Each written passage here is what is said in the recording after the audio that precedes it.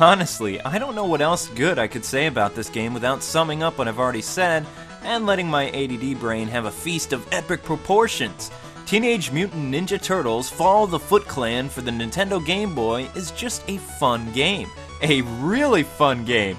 The gameplay in this game is legendary. I mean, you felt like a turtle and your skill was based on how fast your reflexes were. And my reflexes were pretty fast back in the day. My favorite turtle to play as in this game was a toss-up between Donatello and Raphael. Although, like every other game, it seemed that Donnie has the longest reach out of his bros. I thought it was funny that Shredder wasn't the final boss and Krang actually was, and Krang was actually pretty challenging. The turtles were like super powered up in this game too, and they could even destroy falling ceiling debris with their weapons or their feet. That's hardcore. One of the funnest stages to play on, for me, was leaping on the trucks. I just like it, I don't really need a reason, do I? All nostalgia behind, this is actually a very enjoyable game. I mean, I had fun replaying it just for this review. I can't help it if so many fond memories came rushing back from my childhood. It's the Turtles on the Game Boy, for crying out loud. Talk about awesome.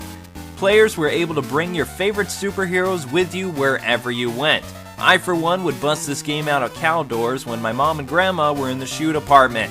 Fall of the Foot Clan has great gameplay, 4 characters to play as, epic tunes, it's a portable adventure, and it does the Turtles justice.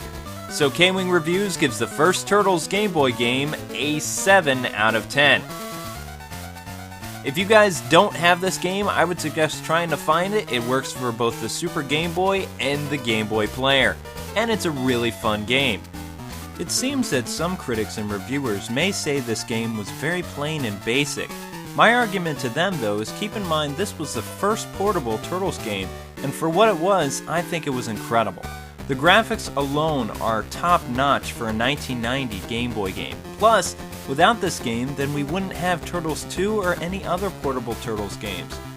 Well, I think that wraps up episode 3 of TMNT Month. The next review is that of Teenage Mutant Ninja Turtles for the Game Boy Advance, which was Konami re-releasing the Turtles game to coincide with the new Turtles cartoon show. So until next time, gamers, this is K-Wing saying God bless and happy gaming, until we meet again.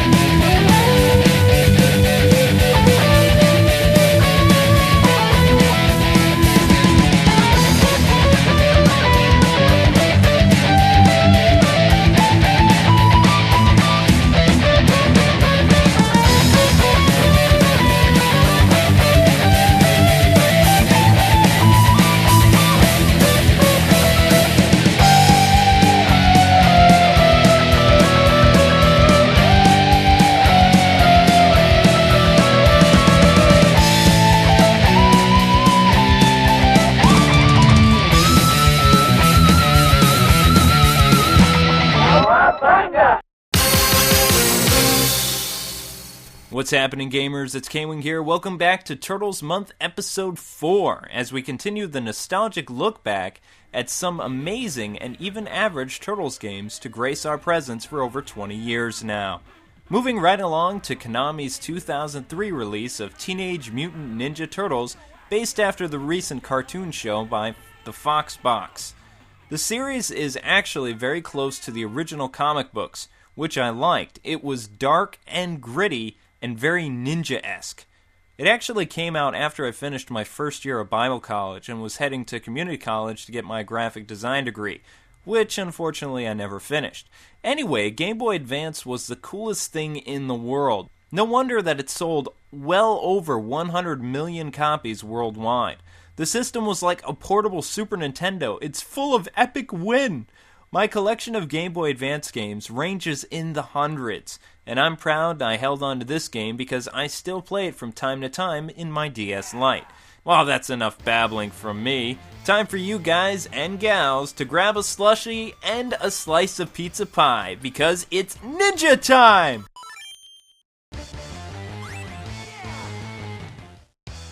Living under the streets of New York City lives 5 strange mutants. The Turtles give us a bit of backstory regarding the destruction of their last home against an unknown robot mousetrap. Deciding to watch the TV to relax, the heroes in the half-shell see some robots on TV that destroyed their last home. Enraged, the Turtles decide to stop Dr. Stockman's Mauser robots, but unfortunately, they've begun a set of events that can never be erased. Teenage Mutant Ninja Turtles is a side-scrolling action game with traditional Konami beat-em-up gameplay, vehicle stages, and 2 Mode 7 stages as well. What makes this game unique is each turtle has his own storyline. Leonardo's story covers the Things Change and Attack of the Mousers episodes. Raphael's story arc follows the episode Meet Casey Jones. Donnie's events take place during The Way of Invisibility, and Mikey follows the episodes The Notes from the Underground.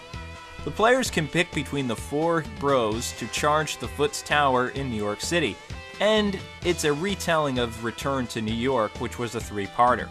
What's unique is every turtle has his own distinctive fighting style and vehicle levels. Raphael rides his shell cycle through the streets of New York City, and the object is to beat Casey Jones to the finish line.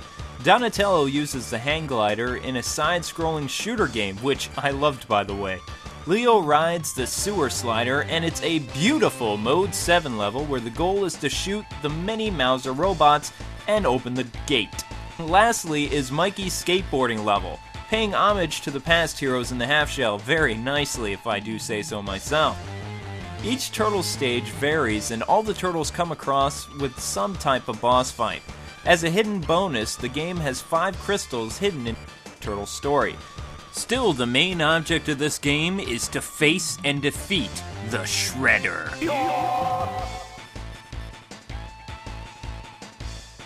This game seems to follow so many different genres, it's actually very difficult to place it. See, the game has traditional TMNT beat-em-up goodness, let's check that off. Mode 7 stages, check. Boss fights, check. And platforming, check. Still, the gameplay is very traditional, but you do have your standard beat-em-up goodness and so much button mashing that your head will spin. Players are also able to jump and ascend to platforms by pressing the jump button.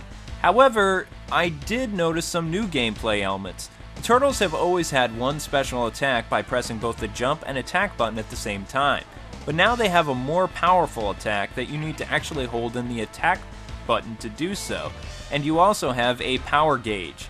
Each turtle has 2 charged moves, a weak attack, and a powerful one-hit kill, for the most part. I enjoyed the controls, and I have no issues with them that I can think of. I felt like I was reliving the Turtles' beat-em-up glory days all over again on my Game Boy Advance. Man, portable turtle games have come a long way, haven't they, folks? I mean, just look at this stuff. Now, just imagine if this was an SNES game, that would have blown people's minds, for sure. Before we talk about the actual level design, just look at the character sprites. They look almost identical to their comic counterparts. The character models have shading effects, shadows, and you can see excellent detail. On top of all that, each turtle doesn't look the same. That's awesome. Picking each turtle, you can see the artist did different color skins, their posture isn't the same as their brothers, and their facial expressions are unique as well. Now, the stages are very well detailed too. For me, the sewers felt like it was a throwback to Konami's classic turtle games because of the brownish colors used in this level. That and the muddy brownish purple water. Each brick is detailed like the past games, and the Mousers come right through the wall, and then leave like a, hole, just like the old games. Mikey's stages were okay, but the only thing that stood out to me was jumping over the lava and standing on the very slim rock pillars. The lighting effects are decent and everything, but the level's use of color just gave it a very grim environment vibe, which I didn't really like that much. Plus, it's a very tense level to begin with. My favorite looking stage is Raphael's. The background of New York City in this stage looked great, and I'm just loving the art direction for this game. When Raph is jumping from roof to roof, you can see that the foreground has become a lot sharper, and the city appears almost 3D-like. That's pretty cool. The Mode 7 stuff looked as amazing as always, and I enjoy when developers do this kind of stuff again for the Game Boy Advance because Mode 7 still kicks butt.